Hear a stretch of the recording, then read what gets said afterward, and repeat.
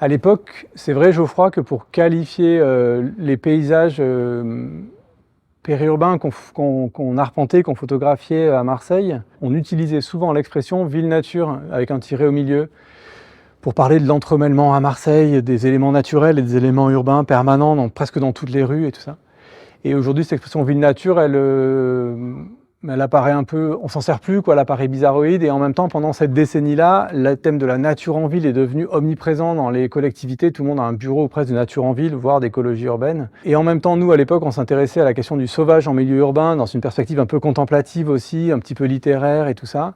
Et assez vite, moi, je me suis retrouvé mal à l'aise avec cette notion de ville sauvage, ville nature qu'on revendiquait pourtant au début, parce qu'elle était en train d'être récupérée par les mondes plus institutionnels comme une espèce de caution écologique. On se dit qu'en faisant des pieds d'arbres un petit peu libres et des hôtels à insectes, on va en fait prendre en charge la question de l'écologie urbaine. Et donc, on a eu tendance à s'éloigner, je pense, tous les deux de ces notions-là.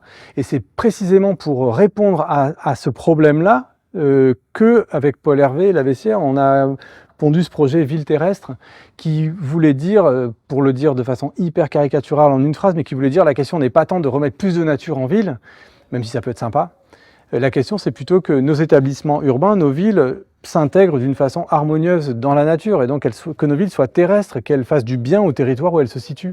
Alors ça peut paraître bizarre qu'une ville fasse du bien à un territoire où elle se situe, mais en réalité, jusqu'à la révolution industrielle, les villes sont des établissements assez denses, entourés de murs, avec des champs autour, qui sont tout à fait, qui ne nuisent en rien à la diversité, à la biodiversité du territoire.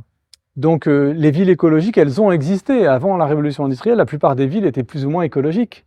Donc l'idée que les villes redeviennent terrestres n'a rien de fantasque. Et donc c'est ce qu'on a essayé de développer dans ce projet-là, Ville terrestre, en disant voilà quelles sont les caractéristiques d'une ville terrestre. On en a identifié 5. La question, c'est que vu qu'on ne peut pas revenir en arrière, fabriquer aujourd'hui ou mettre en œuvre aujourd'hui des villes qui soient terrestres, qui soient écologiques, ça veut dire quand même le faire dans les ruines des villes modernes qui ne le sont pas du tout. Donc c'est là qu'on tombe sur le thème de la réparation, de la guérison, voire du deuil aussi, des choses, voilà, et de la reconversion, du démantèlement, de la transformation. Et ça, c'est un immense chantier collectif.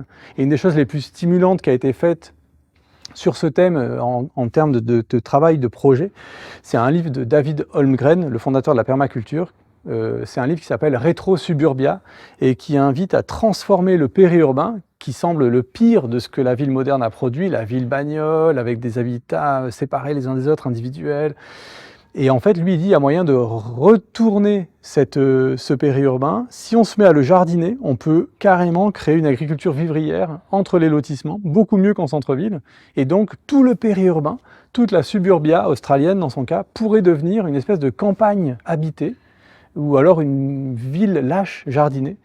Et ça, c'est des visions qui sont super intéressantes pour collectivement se projeter dans des villes terrestres de demain qui ne soient pas les mêmes que celles d'hier, mais qui repartent de l'existant qu'on a en héritage, nous, notre génération, nos enfants.